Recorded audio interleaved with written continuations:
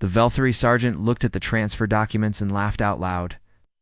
His deep voice echoed through the command tent as other soldiers turned to see what was so funny. He held up the papers and shook his head.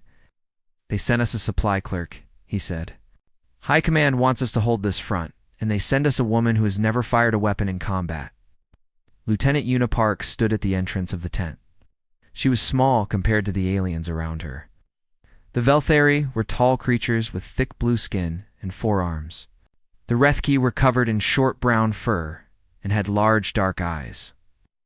And the other humans in the room looked away from her, embarrassed on her behalf. She did not argue with the sergeant. She simply waited. Firebase Koroth was not a pretty place. It sat on a rocky moon at the edge of Dominion territory. The buildings were damaged from months of fighting. The walls had blast marks. The soldiers looked tired and defeated. This outpost had been written off by the generals as a lost cause. They were only supposed to hold their ground until the real army arrived. Una's second in command was a Velthary named Torek. He had a long scar running down the left side of his face. He walked with a slight limp from an old wound. When he first met Una, he did not hide his disappointment. "Have you ever seen someone die in front of you?" he asked. "No," she answered honestly. "Have you ever killed an enemy?" "No." Torek made a sound of disgust. "Then what use are you to us?" Una did not answer that question. Instead, she spent her first 3 days doing something that confused everyone. She did not attend tactical meetings.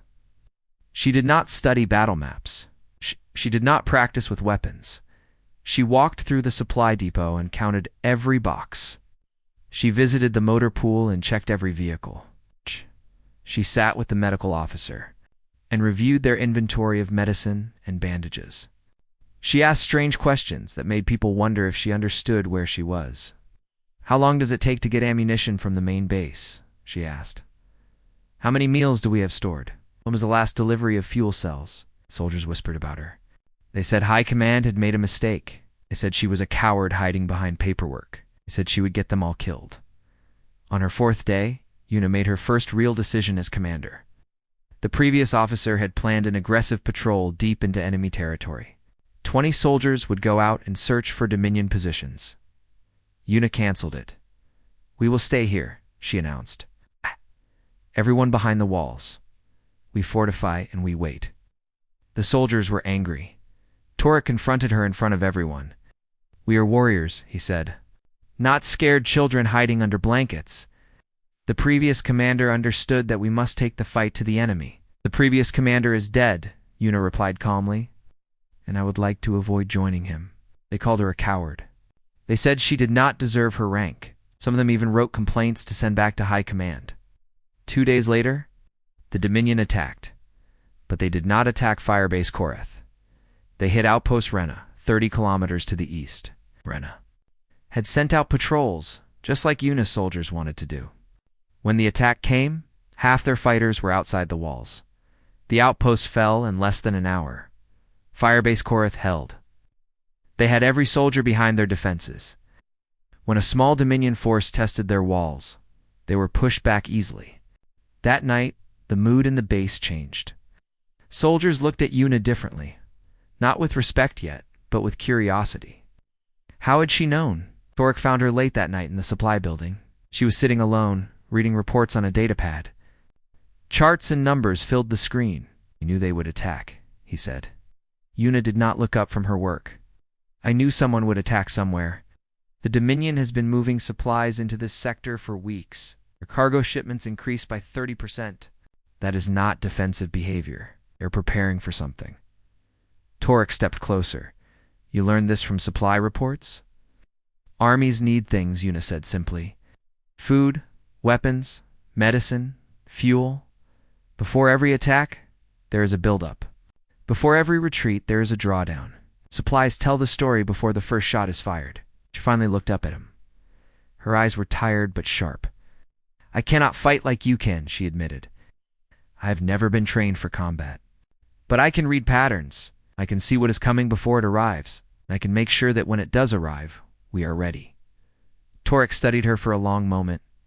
This small human woman with no combat experience had done something that seasoned warriors could not.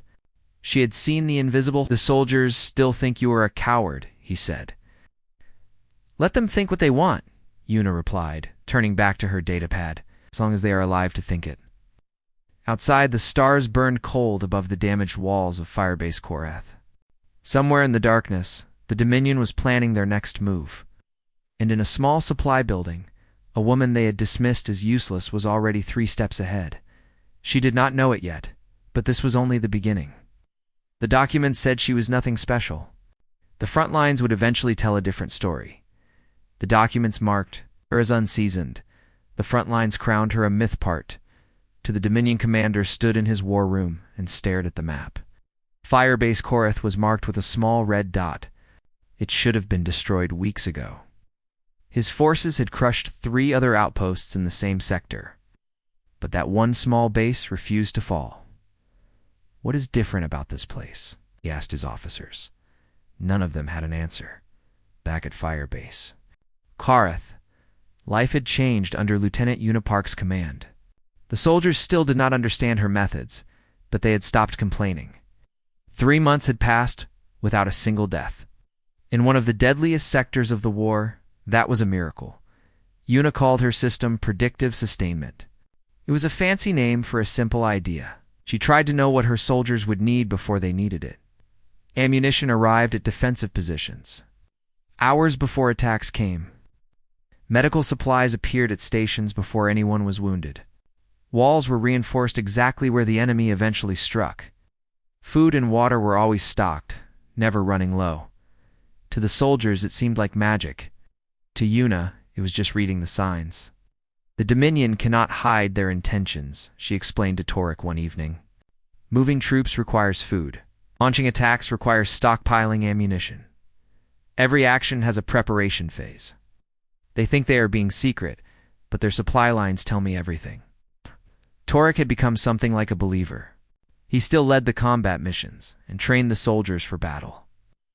But he had learned to trust Una's strange predictions.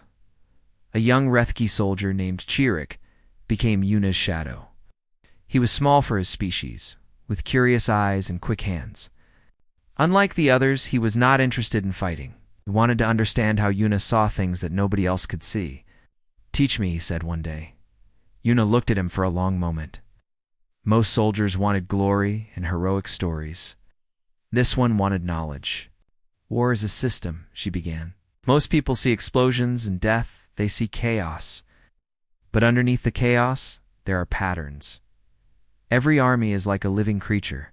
It needs to eat. It needs to rest. It needs supplies to survive.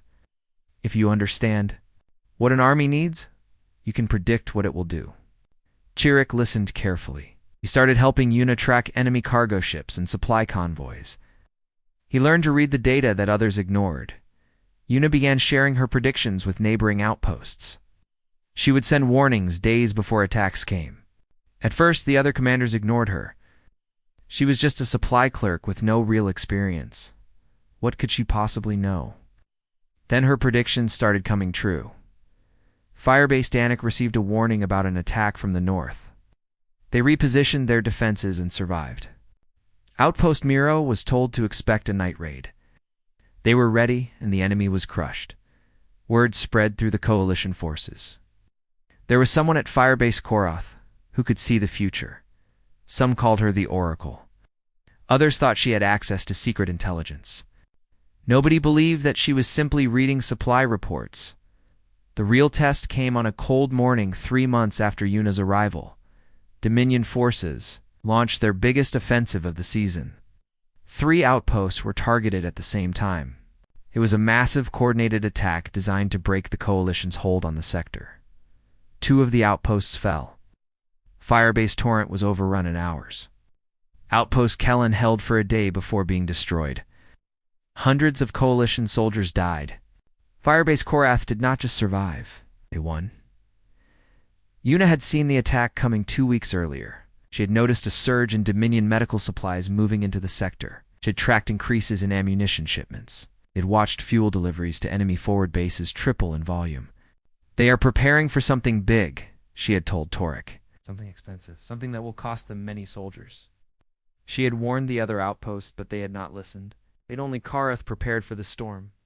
When the attack came, Yuna's soldiers were dug in and ready. They fought back wave after wave of enemy troops. And then, when the Dominion was fully committed, Yuna made her move. She had sent a small team to track the enemy's main supply convoy. While the battle raged at Koreth's walls, her team struck the convoy and destroyed it. Fuel, ammunition, food, medicine, gone in flames. The Dominion offensive collapsed. Without supplies, their soldiers could not continue fighting. They retreated in chaos. Leaving their dead behind, Coalition intelligence officers arrived at Firebase Korath 3 days later. They wanted to know how Yuna had predicted the attack. They suspected spies or secret technology. YUNA showed them a chart on her datapad. It tracked Dominion cargo vessel movements over the past month. Arrows and numbers covered the screen. They told me themselves, she said calmly. Every army announces its plans through its supply lines. I just listened. The officers looked at each other. This woman had not used secret intelligence. She had not relied on advanced technology. She had simply paid attention to things that everyone else ignored. As they left, one of them turned back to look at her. This small human with no combat training had done more damage to the enemy than entire battalions of warriors. What do you think they will do next? He asked. Yuna was already studying new reports. I will tell you when they tell me, she replied. Outside, the soldiers of Firebase Korath celebrated their victory. They had been written off as a lost cause. Now they were becoming something else. A legend was being born in that broken little outpost. And at its center was a woman who saw what others could not. The documents marked. Her as Unseasoned, the front lines crowned her a myth. Part 3. The captured Dominion soldiers sat in the interrogation room. They were tired, hungry, and defeated. A coalition officer asked them questions about enemy positions and troop numbers. They answered without much resistance. The war had broken their spirit. Then the officer asked about Firebase Korath. The room changed. The prisoners looked at each other with something close to fear in their eyes. One of them, a young soldier with fresh scars, shook his head. Hey, that is where the ghost commands, he said quietly. The ghost? The ghost quartermaster. She knows what you need before you need it. She knows what we need before we do. Our commanders send soldiers against her walls, and they never come back. She can see the future. The officer wrote this down carefully. Enemy soldiers were spreading stories about a human woman who could predict attacks. The stories were getting stranger with each telling. Some said she could read minds. Others claimed she never slept. A few believed she was not human at all. The truth was simpler, but no less remarkable.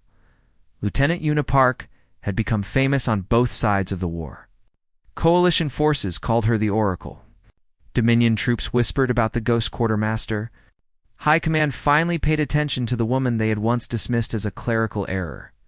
They promoted her, gave her command of an entire sector. 12 outposts and 3,000 soldiers now fell under her authority. It was an honor that most officers would have celebrated. Yuna resisted. I cannot command from behind a desk, she told the general who delivered the news. I need to be close to the front. I need to see the patterns myself. Yuna would lead from a mobile command unit that traveled between outposts. She would stay close to the action while directing the larger picture. It was unusual, but High Command had learned to trust her unusual methods. Torek remained by her side. The scarred Velthari had become her strongest supporter. He had seen too many miracles to doubt her anymore. 6 months, he said one evening, his voice filled with wonder. 6 months under your command, and we have not lost a single soldier in forward operations. Do you know how impossible that is? Yuna did not smile. We lost 17 in the supply convoy ambush last month. I was behind the lines. Enemy raiders got lucky. They were still my soldiers. Their names are still on my conscience. This was the weight that Yuna carried. Every life lost was a failure in her mind. Every death was a pattern she should have seen coming. She did not celebrate her victories. She mourned her defeats, no matter how small. She trained others to see what she saw. Chirrut had graduated from student to teacher, now running logistics analysis for the eastern outposts. Yuna created teams of what she called supply watchers. These were scouts who did not track enemy soldiers. They tracked enemy supplies. Where were the food shipments going? Which bases were receiving extra ammunition? Where was fuel being stockpiled? The answers to these questions revealed enemy plans better than any spy. The supply watchers became Yuna's eyes across the sector. They reported patterns and movements. She assembled the pieces into predictions that saved thousands of lives. Then came her first real failure. A communications blackout hit the sector. Solar storms disrupted signals for 36 hours. Yuna could not send warnings. She could not receive reports. She was blind. During those 36 hours, the Dominion attacked Outpost Ven. Yuna had predicted the attack a week earlier. She had prepared a warning, but the warning never arrived. When communications returned, Outpost Ven was gone. 214 soldiers dead. The enemy had overwhelmed them with superior numbers. Yuna did not speak for a day. She locked herself in her quarters and stared at the names of the dead. She had known the attack was coming. She could have saved them if the signal had reached them. But knowing was not enough. Knowledge without action was worthless. Torek found her sitting in the dark. "This is not your fault," he said. "I saw it coming. I could have stopped it. You are not a god, Yuna. You cannot control everything. The storm blocked our communications. That is not something you could have predicted." She looked up at him with red eyes. "Then I need to find a way to predict storms too." She threw herself back into work.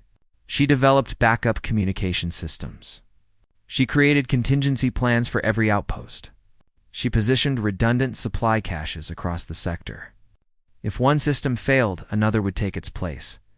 A coalition general visited the front lines a month later. He wanted to meet the legendary Ghost Quartermaster. He expected a fierce warrior covered in battle scars. He found a quiet woman sitting alone, sketching supply routes on a datapad. She was smaller than he had imagined. There was no armor or weapons, just tired eyes and steady hands. "You are the one they call a myth," he said. Yuna looked up briefly. "Myths do not fill ammunition requests, sir. Myths do not track fuel consumption rates. Myths do not count bandages and body bags." The general studied her carefully. "The Dominion fears you. Our own soldiers tell stories about you. What do you think of that?" Yuna returned to her work. "I think fear and stories do not win wars. Supplies win wars. Preparation wins wars. Making sure every soldier has what they need when they need it wins wars." She paused. "The shooting is just what happens when everything else fails." The general left with a new understanding. The Ghost Quartermaster was not a warrior. She was something more dangerous. She was a woman who understood that every war was just a supply problem waiting to be solved, and she was very good at solving problems. The documents marked her as Unseasoned, the front lines crowned, her a mythed part for deep inside Dominion territory. Their highest commanders gathered in a dark chamber. They had lost too many battles. They had watched their plans crumble against an enemy who always seemed to know what was coming. It was time to stop fighting the coalition army and start fighting the woman who guided it. "Kill the Ghost Quartermaster," the High Commander ordered. "Everything else is secondary. She dies, and the humans lose their advantage." They assembled the largest task force of the war. 50,000 soldiers, 300 warships, the best generals in the Dominion fleet. Their mission was simple: overwhelm the Oracle sector with pure numbers, destroy everything in their path, leave nothing standing, and they learned from their past mistakes. The task force randomized their supply patterns. They sent decoy convoys in wrong directions. They blacked out their own communications to prevent any signals from being intercepted. They moved like ghosts, invisible to the systems that Yuna had built. For the first time in her command, Yuna could not see the enemy coming. Her supply watchers reported confusion. Normal patterns had disappeared. Cargo shipments made no sense. Troop movements seemed random. It was like trying to read a book where someone had scrambled all the letters. "Something is wrong," she told Turek. They have changed everything. I cannot find the pattern. Maybe there is no pattern. Maybe they finally learned to hide. Armies cannot hide their needs. They can only disguise them.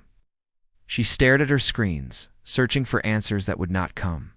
Unless someone taught them how I think. The attack came without warning. Dominion forces struck from 3 directions at once. Outposts fell in hours. Supply lines were cut. Communication relays were destroyed. The entire sector descended into chaos. Una tried to coordinate defenses, but she was fighting blind. Her predictions meant nothing if she could not see the data. Her preparations meant nothing if the enemy had planned around them. In 4 days, she lost 8 outposts and 2,000 soldiers. Torek found her standing in the ruins of a destroyed supply depot. Bodies lay under burned metal. The smell of smoke and death filled the air. "We need to retreat," he said. "Pull back to the main base. Regroup. If we retreat, they win. They will push until there is nothing left. Then what do we do?" Una looked at the destruction around her. She had spent years avoiding direct combat. She had built her success on seeing the battlefield from a distance, reading patterns in data and numbers. But data, huh? D failed her. Numbers had lied. "I need to see it myself," she said quietly. "See what?" "The battle. The real one. Not charts and reports. I need to understand what my data cannot tell me." For the first time in her career, Lieutenant Una Park went to the front lines. She joined the defense at Firebase Korath, where her legend had begun. The base was surrounded. Dominion forces pressed against the walls day and night. Explosions shook the ground. Soldiers fell wounded and dying. Una did not hide. She walked among her soldiers, watching how they fought, listening to their fears, seeing the enemy up close for the first time, and slowly, she began to understand. The Dominion was not just attacking her sector, they were attacking her. Every move was designed to blind her systems, to destroy her networks, to make her useless. This was not a military campaign. It was a hunt. They are not thinking about supplies, she realized. They are thinking about me. Their commander is not trying to win territory. He is trying to kill a symbol. Chirik was beside her when the next attack came. Enemy soldiers breached the eastern wall. Coalition troops rushed to defend. In the confusion, a Dominion fighter broke through and aimed his weapon at the young Rethki.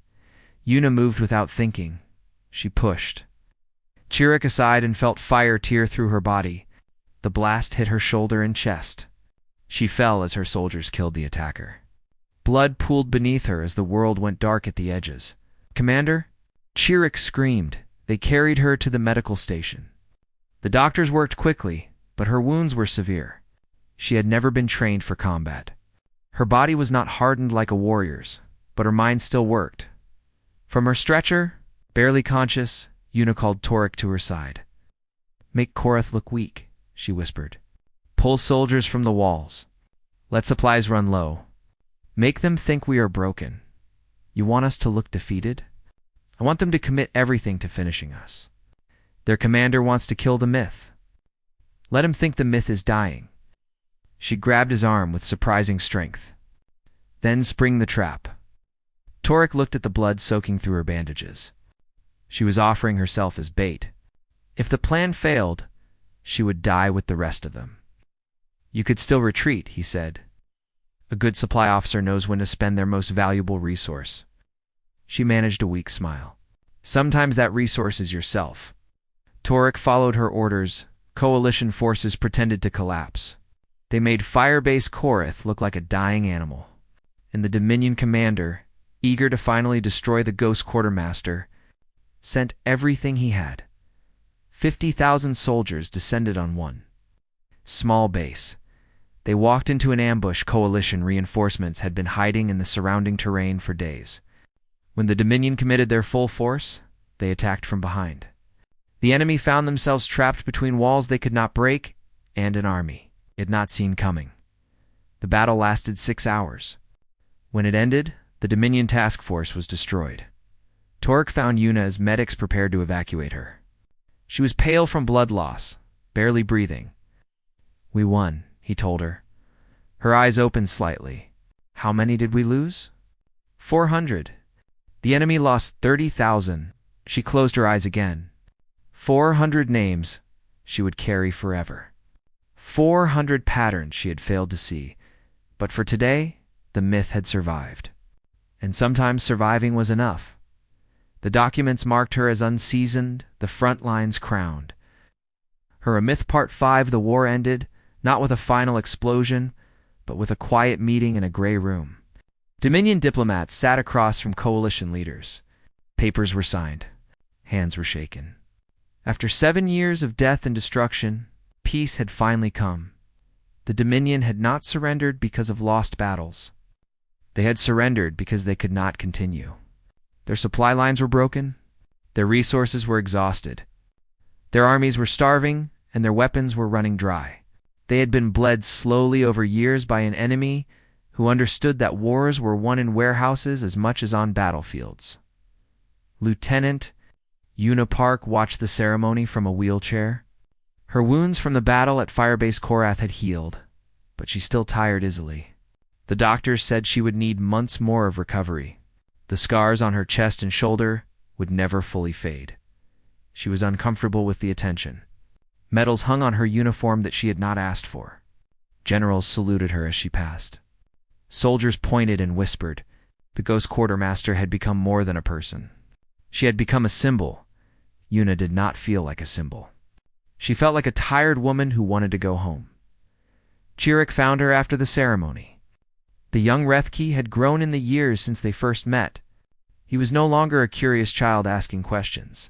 He was a logistics officer now, responsible for supply operations across an entire fleet. He had taken Una's methods and spread them throughout the coalition. They are naming a ship after you, he said, sitting beside her wheelchair. The CSS Ghost Quartermaster. It will carry supplies to our forward bases. Una laughed softly. It was the first time she had laughed in weeks. A supply ship. That seems appropriate. It's better than a warship. Warships destroy. Supply ships keep people alive. They sat in comfortable silence. Years of shared experience had made words unnecessary sometimes. What will you do now? Chirrut asked eventually. Una looked out the window at the stars. I do not know. I've spent so long thinking about the war. I am not sure who I am without it. You are a teacher. The methods you developed are being used everywhere now. Young officers study your campaigns. They learn to read supply patterns and predict enemy movements. Chirrut paused. You changed how we think about warfare. That will last longer than any medal. A Dominion officer approached them hesitantly. He was tall and thin, with the gray skin and multiple eyes common to his species. Una recognized him from intelligence reports. Commander Veketh. He had led the task force that nearly killed her. May I speak with you? He asked. His voice was formal, but not hostile. Una nodded. Chirrut moved to leave, but she gestured for him to stay. Veketh sat across from her. He did not seem angry or defeated. He seemed curious. I have studied you for 3 years, he said. I planned campaigns specifically to counter your methods. I changed our entire supply system to hide from your predictions. And still, you won. He leaned forward. How did you see what we tried so hard to hide? Una considered the question carefully. This enemy commander had caused her more trouble than any other. He had adapted to her strategies. He had nearly destroyed her. He deserved an honest answer. You hid your soldiers, she said slowly. You hid your weapons. You hid your plans, but you could not hide your needs. Every army needs food to eat. Every vehicle needs fuel to run. Every soldier needs medicine when they are hurt. You can disguise these things. You can move them in strange patterns, but you cannot make them disappear. Veketh listened intently. Your people were still hungry, Una continued. Your ships still needed fuel. Your hospitals still needed supplies. You changed the surface, but underneath, the needs remained the same. I stopped looking for your plans and started looking for your hunger. She met his multiple eyes. Directly, you cannot make war without wanting. Things, food, victory, survival, and want always leaves a trail. It does not matter how clever you are, the trail is always there for someone who knows how to look. Vekith was silent for a long moment. Then he stood and bowed deeply, a sign of respect in his culture. "I have fought many enemies," he said. "You are the first one I could not understand. Now I understand, and I am glad the war is over." He straightened. "You would have destroyed us completely if it had continued." He walked away, leaving Yuna with her thoughts.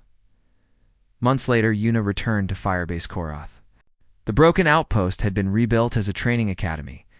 Young officers from every coalition species came here to learn the methods that had won the war. Yuna walked slowly through the halls, leaning on a cane.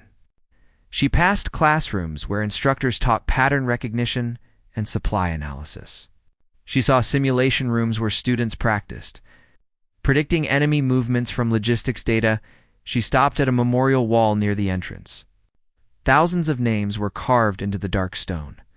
Every soldier who had died in the sector during the war, every life lost under her command. She touched the cold stone gently. These were the patterns she had failed to see. The warnings that came too late. The predictions that were not quite accurate enough. 400 names from the final battle alone. She stood there for a long time, remembering. Finally, she turned and entered the main lecture hall. 100 young officers waited for her. Humans, Velthari, Rethki, and dozens of other species. They looked at her with awe and hope. Yuna did not give a dramatic speech.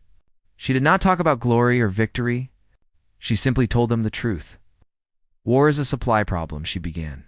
"The shooting is just what happens when everything else fails. Your job is to make sure your people have what they need. Your enemy's job is to take it away. Everything else is just details." She spent 3 hours teaching them to see patterns in data, to read enemy intentions through cargo shipments, to understand that logistics was not boring paperwork, but the foundation of every victory. Years later, a historian interviewed Torek about the legendary Ghost Quartermaster.